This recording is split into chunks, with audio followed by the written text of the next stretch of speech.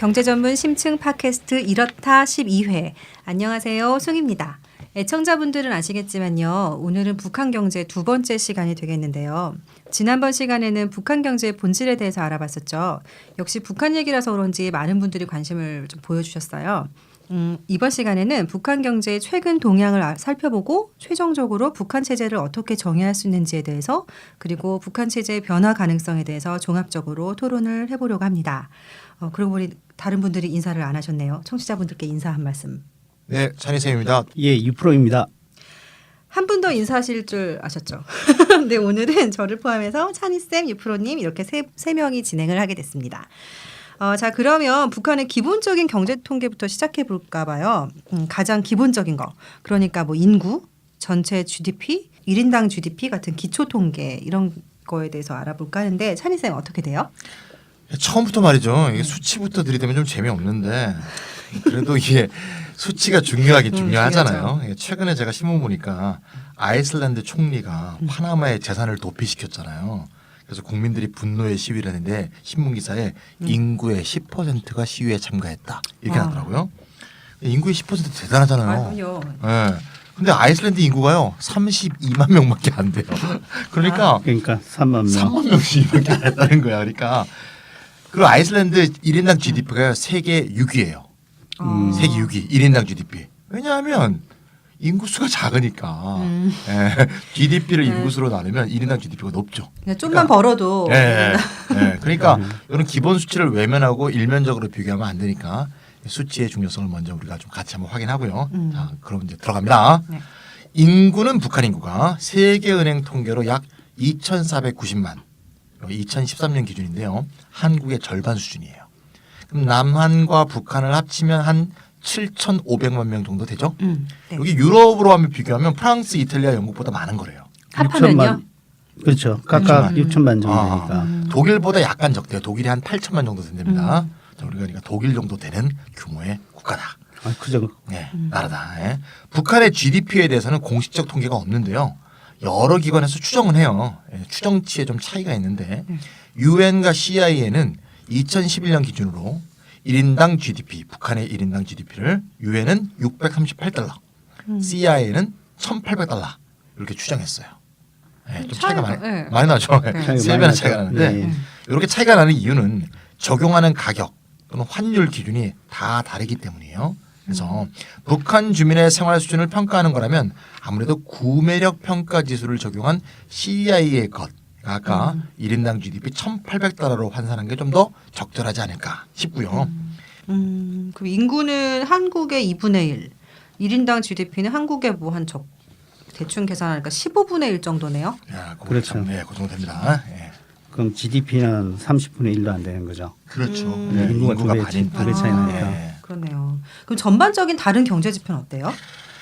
뭐 1990년대와 비교하면 2000년대 들어서는 좀 상당히 좋아졌다 이렇게 말할 수 있어요. 1990년대는 뭐 말할 수도 없어요. 뭐 잘 아시겠지만 91년도에 소련이 망했잖아요. 그래서 소련이 후원해주던 나라들은 다 작살이 났거든요. 쿠바처럼 소련 붕괴로 큰 충격을 받아서 90년부터 98년까지 9년간 마이너스 성장을 했답니다. 예. 이 기간 중에 1996년부터 97년까지를 이른바 고난의 행군기로 부르죠. 아, 고난의 행군. 네, 예. 많은 뭐 사람들이 김일성이 항일 투쟁할 때 일본군에 쫓겨서 행군을 했다는 어떤 이야기죠. 그러니까 기하하고 정말 빈곤을 그런 식으로 돌파해 나가자 이런 식의 국민적 운동이었다고 볼 수 있는데 그러다가 이제 2000년대 들어와서 21세기 돼서 간헐적인 마이너스 성장도 했지만 대체적으로는 1%, 2%의 경제 성장을 한 것으로 추정됩니다. 2005년도에는요 3.8%까지 성장했습니다. 유프로님 그럼 1990년대 어려웠던 원인은 뭐고 2000년대 와서 안정된 원인은 또 뭐예요? 예.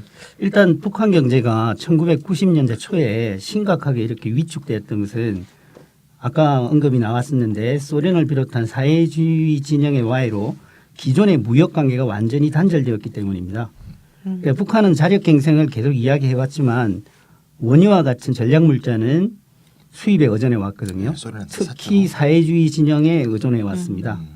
그런데 사회주의권의 붕괴로 이 관계가 단절되니까 북한 경제가 큰 충격을 받을 수밖에 없었던 거죠. 1990년 당시에 대소 무역 의존도가 53%에 이르렀대요. 그리고 사회주의권 전체로 보면 70% 정도 됐다고 그러거든요. 근데 1990년 7월에 고르바초프가 이제까지는 형제적 사회주의와의 원조성 교육이라고 불렀던 혜택을 주는 이제 교육을 중단한다고 발표하고 1991년부터 시행에 들어갔습니다.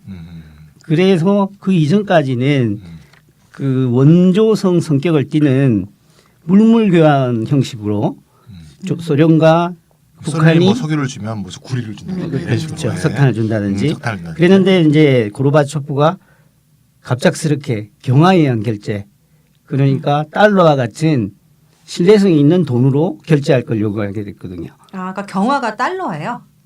네, 그렇다고 봐야죠.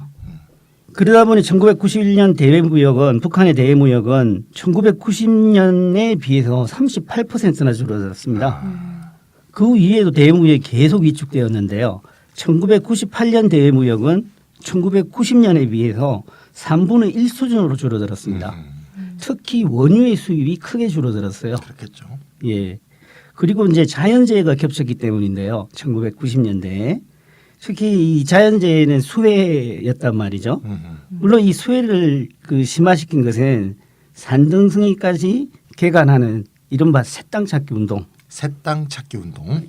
주체농법의 오류 이런 것들 때문에 환경 악화가 심화됐기 때문에 일어난 일이기도 합니다.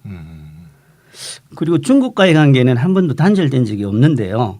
그래도 관계가 좋았을 때와 약간 서운했을 때가 있었던 것 같아요.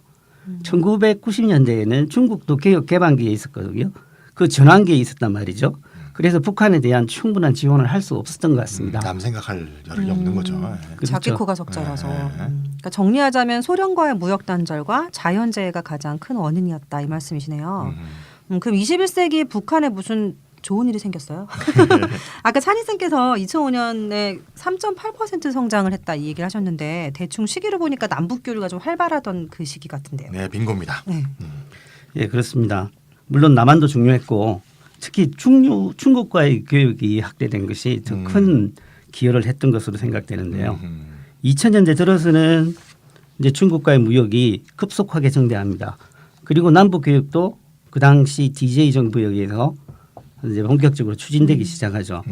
그래서 북한의 대무역 그리고 남북 교육을 다 합쳐서 보통 총교육이라고 부르는데 총교육은 2001년에는 26.7억 달러였는데 2014년에는 99.5억 달러. 그러니까 14년간 거의 4배, 3.7배나 증가했습니다. 이야. 특히 2009년 이후 개성공단이 본격화된 이후에 남북 교육도 크게 이제 증가했고요. 그 뒤에 2010년부터는 남북 교육이 이제 경제 제재 때문에 뜸해졌습니다만은 중국과의 교류가 그보다 더 남북 교육이 줄어든 것보다 더 확대되었거든요. 지금 현재 2014년 경우를 보면 총교육에서 북중 교육이 차지하는 것이 69% 정도, 엄청납니다. 남북 교육이 차지하는 것이 24% 정도 됩니다. 그러니까 북중 남북 다 합쳐버리면 북한의 총교육, 대외무역과 남북 교육을 합친 것의 약 93%를 차지하죠. 거의 대부분이네요. 네. 그러면 그 남북 교육의 대부분이 개성공단일 것 같은데 그 개성공단을 폐쇄했잖아요. 이게 북쪽에 큰 타격이 됐을 것 같아요. 근데 중국이 이번에 북한 제재에 적극 동참한다면 북한의 타격은 어느 정도일까요? 예, 개성공단 폐쇄는 북한 경제에 큰 충격을 줄 것 같고요. 이제 중국이 얼마나 이제 대북 제재에 적극적으로 참여하는가에 따라서 그 결과가 많이 좌우될 거라고 생각이 듭니다. 그런데 다른 보수 언론에서조차도 최근에는 북한이 내부적으로 시장 개혁을 많이 진행시켜서 대북 활력이 좋아졌기 때문에 대외적인 제재가 그렇게 큰 효과가 없을 것이라는 주장도 나오고 있습니다. 정작 그렇게 될지 안 될지는 잘 모르겠지만 시장 개혁이 상당히 활성화되어 있는 건 사실인 것 같습니다. 아, 북한 내부의 시장 개혁 얘기가 나왔으니까 말인데요. 그 최근의 체제 변화에 대해서 좀 자세히 다뤄보면 어떨까 싶거든요. 네네. 김정은 체제가 들어서면서 새로운 경제 관리 체제가 제창됐다 이렇게 들었어요. 찬희 쌤 어떻게 된 거예요? 북한의 최고 실력자는 아시죠? 김정은. 네네. 네, 현재 조선노동당 제1비서입니다. 겸직도 많이 하고 네, 있어서 예. 국방위원회 제1위원장, 뭐 맞죠. 조선인민군 최고사령관, 그렇죠. 그것도 같이 네, 하고 맞습니다. 있죠. 같이 하고 있고요. 원수 칭호도 있습니다. 얘네는 이제 여러 가지를 줘요. 2012년에 공식적으로 집권했는데요. 그해 6월 28일에 새로운 경제관리 체계를 발표했어요. 그러니까 집권하자마자 발표했으니까 그동안 좀 준비해둔 정책이라고 볼 수 있죠. 요거를 628 조치라고 부릅니다. 628 조치요? 네네. 가장 중요한 내용이 뭐예요? 가장 핵심적인 사항이 농업의 포전 담당제예요. 포전 포전? 담당제. 예. 북한은 말이죠. 포전은 이게 농이나 밭의 구획, 구획 지어지는 걸 포전이라고 1포, 2포 할 때 부르거든요. 포죠. 예. 북한은 2001년경부터 분조 담당제라는 걸 시행해 왔는데요. 분조가 뭐냐? 말 그대로 협동조합의 말단 조직이에요. 분조는 10명에서 15명으로 구성되어 있거든요. 협동조합의 말단단이. 근데 과거에는 어떻게 했냐면 100명 정도로 구성된 작업반이라는 게 있었고요. 그 작업반이 생산 분배의 단위였답니다. 그거를 2001년경에 분조 담당제를 실시하면서 생산과 분배 단위를 10명 또 15명으로 축소한 거죠. 거기에 이어서 이제 2012년 6월 28일 조치에 작업 단위를 뭐로 바꿨다고 할까? 포전 담당제로 바꾸면서 15명을 4, 5명 단위. 그럼 4, 5명이면 결국 1가족 규모잖아요. 그렇죠. 요거를 완전히 축소한 거죠. 그래서 이거는 이제 시험 실시하게 되는 거고요. 요거를 언론에 따르면 2014년부터 전면 실시했다 그래요. 요거를 이제 포전 담당제라고 합니다. 그러니까 생산과 분배 단위가 100명에서 뭐 10명에서 10명, 또 4, 5명 이렇게 줄어든 거잖아요. 그렇죠, 그렇죠. 예, 그- 그럼 이렇게 집단 영농이 가족 경영 뭐 이런 걸로 바뀐 거라 볼 수 있는 거예요? 네네. 작업 단위가 이제 가족 규모로 축소됐다는 의미에서는 분명히 가족 경영 방향으로 이제 전진한 것이다 이렇게 볼 수 있습니다. 근데 좀 다른 점은 여전히 협동조합 체제는 유지가 되고 있으니까 완전한 독립재산의 그런 가족 경영제는 아직 아니죠.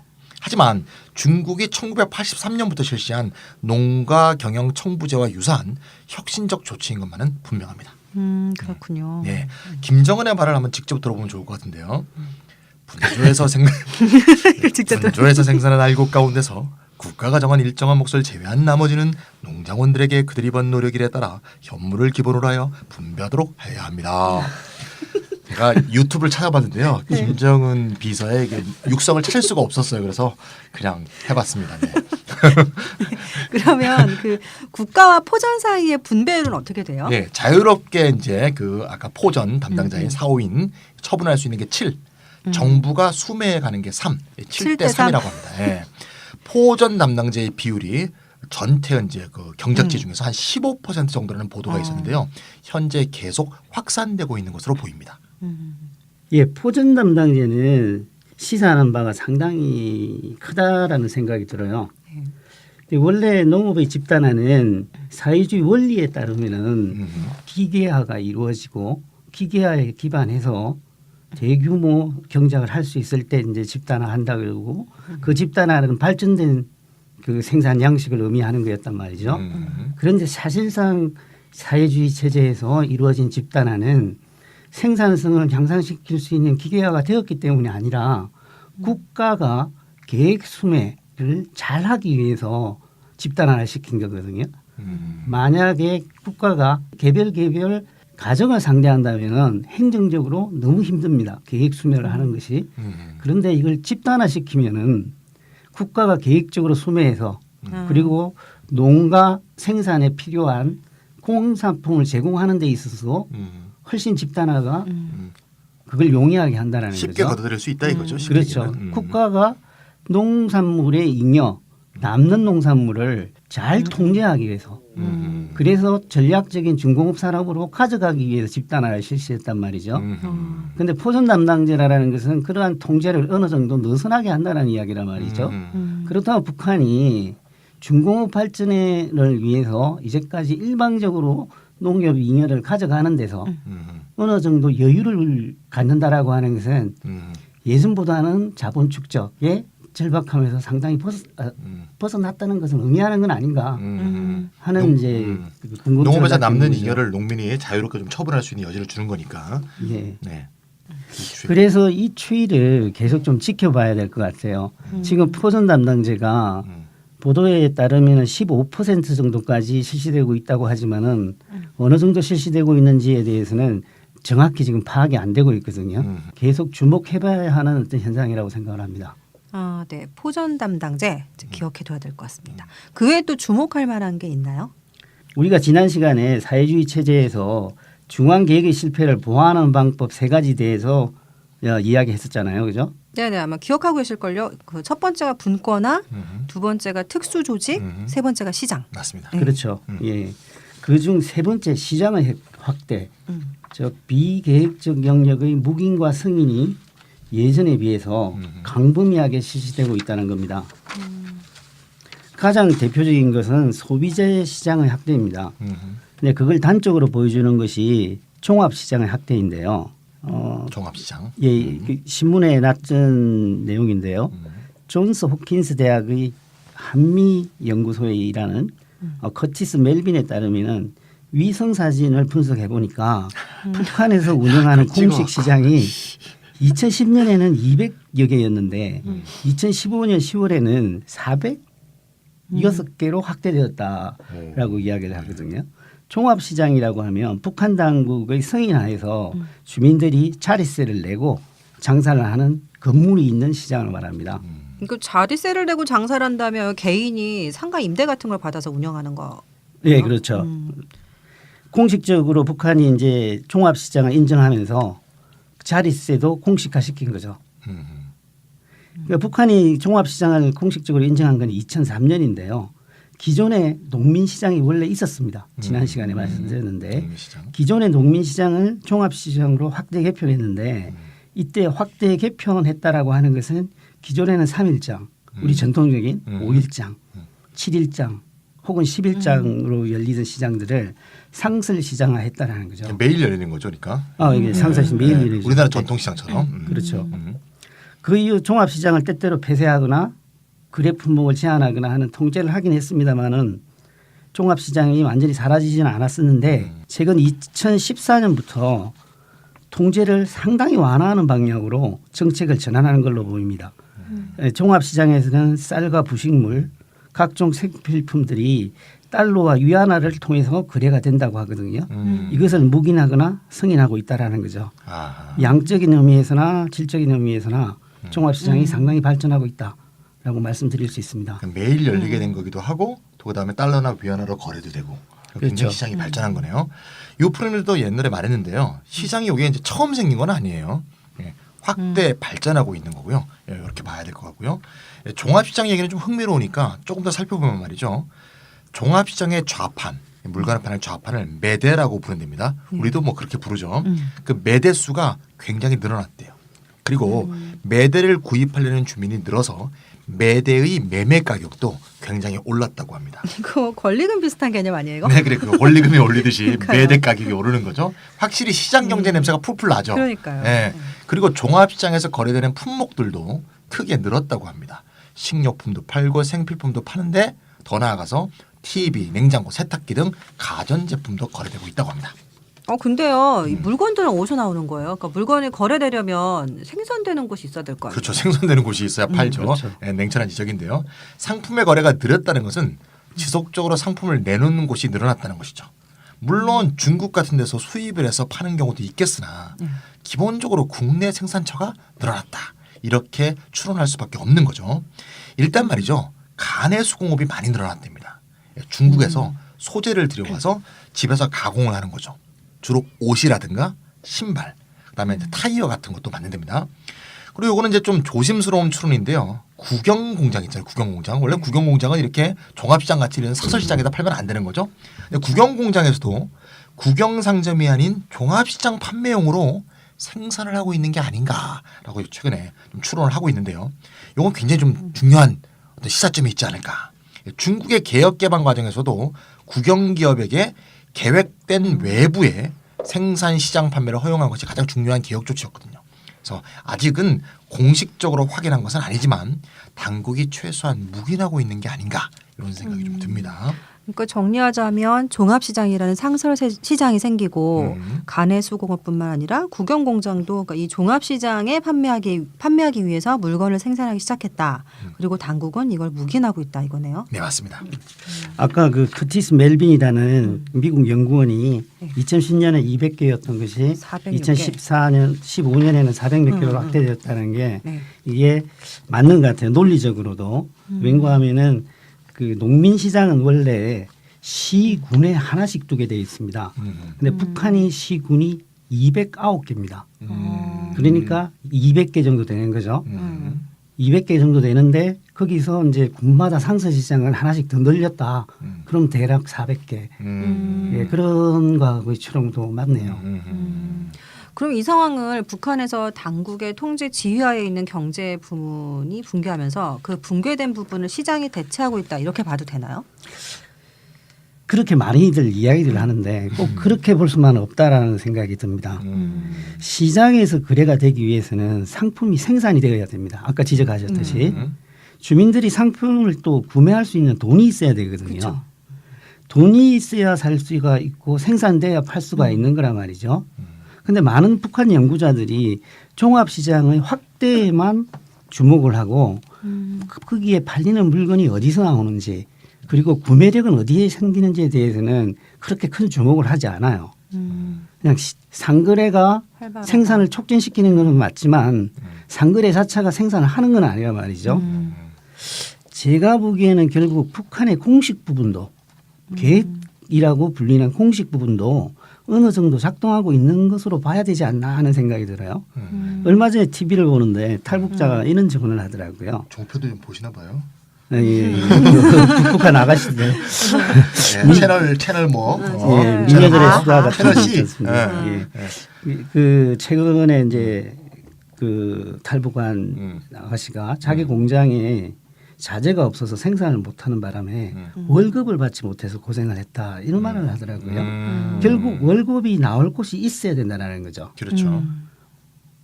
공식적인 부분이 작동하면서 월급을 받게 되고 공식 부분에서 생산한 제품이 당국의 성인이나 묵인 아래 국영상점 외에서 팔리고 있고 이렇게 전제해야 장마당이 생산해서 유통까지 돌아가는 그 순환이 보인다라는 거죠. 그 최근에 시장 확대 경향 자체가 상당한 의미를 갖는 것이라고 생각을 합니다만 공식 부분이 와해되어 그것을 대체하는 흐름이라기보다는 공식 부분도 어느 정도 돌아가고 있고 그리고 북한 당국은 경제적 위기 상황에서 시장을 보다 적극적으로 활용하고 있다라고 봐야 되는 것 아닌가 이런 생각을 합니다. 그러면 이제 북한의 시장화 현상이라는 게 기존 체제를 대체하는 게 아니라 공존하는 거다. 이 말씀이시죠. 그러니까 사적 부분과 공적 부분이 이제 같이 병존하고 있다. 네, 그 유프로님이나 숭님 말씀이 맞긴 맞는데요. 현상은 이제 공존하고 있는 거잖아요. 근데 저는 이제 경향을 더 말씀드리고 싶은데 공존은 옛날부터 사실 했던 거고 이 공존 속에서 사적 부분, 시장 부분이 점점 커지고 있다는 점. 요즘이 가장 중요한 경향이 아니냐 이렇게 이제 말씀을 특별히 드리고 싶고요. 예를 들면 개인이 운영하는 버스, 운송회사 이런 게 늘고 있답니다. 그리고 개인이 금을 채굴하는 금을채굴해서 중국에다 판답니다. 금광주도 늘어나고 있다 이런 얘기도 있고요.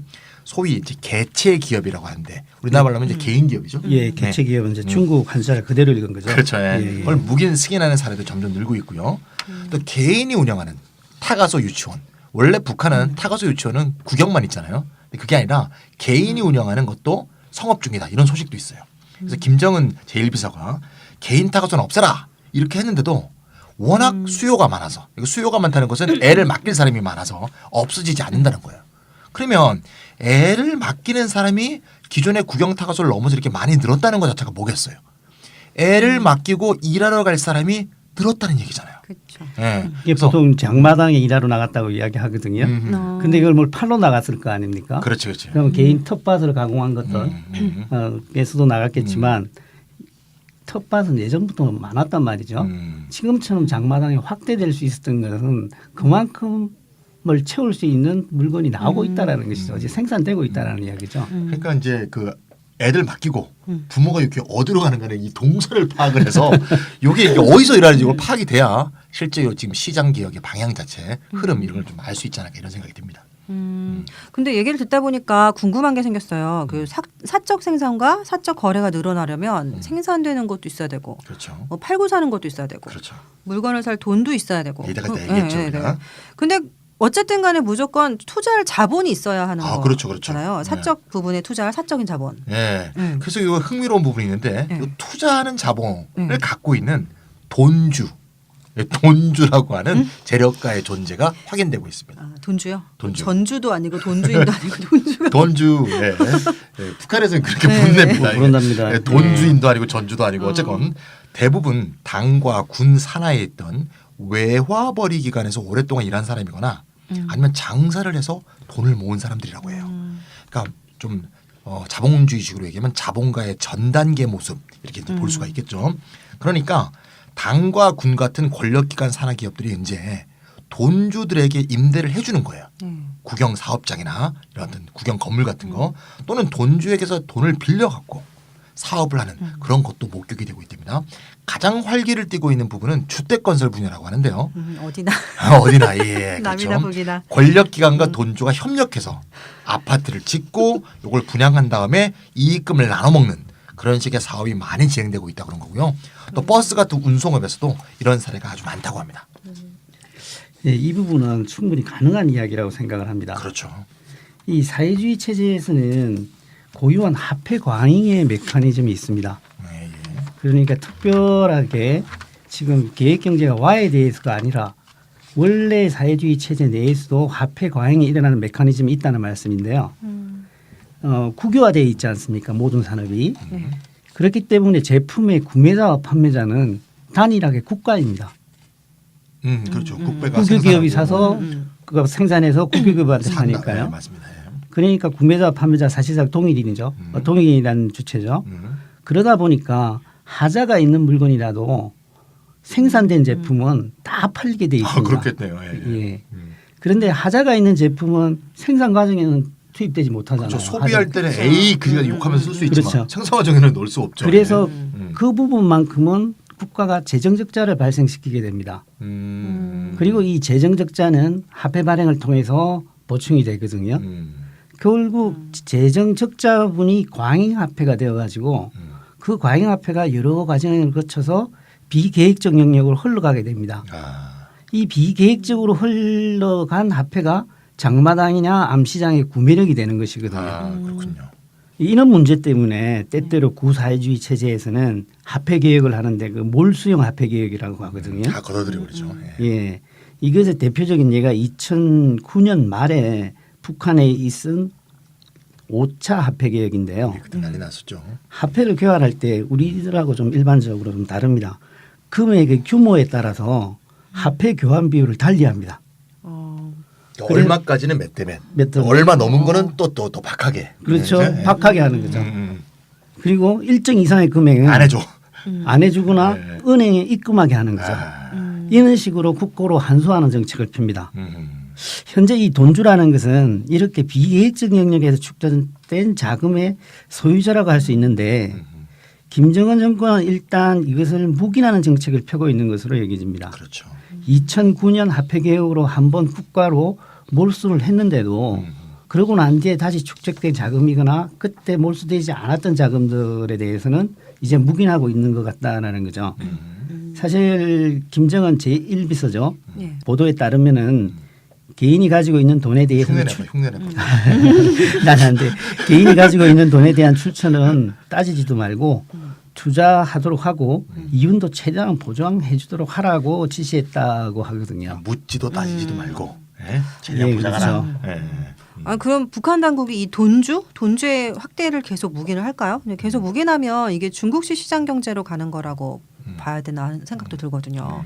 지금은 일단 민간의 축적된 자본을 권력이 활용하고 있는 상태다라고 말씀드릴 수 있을 것 같고요.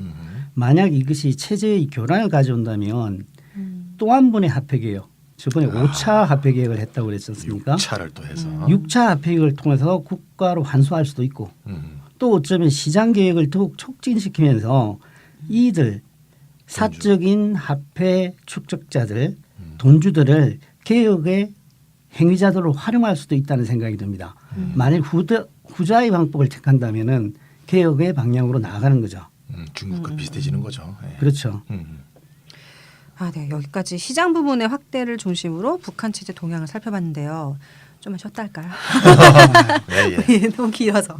네, 1부는 여기서 마치고요. 잠깐 숨 좀 돌리고 2부에서 만나 뵙도록 하겠습니다.